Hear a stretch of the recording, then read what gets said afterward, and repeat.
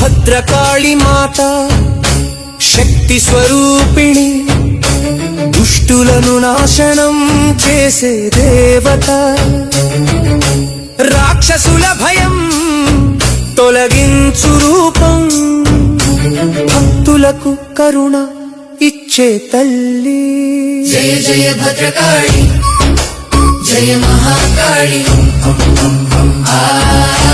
రక్షించు మమ్ము, దుష్టులను నాశించు, ఆ భక్తుల ఆశలు తీర్చు.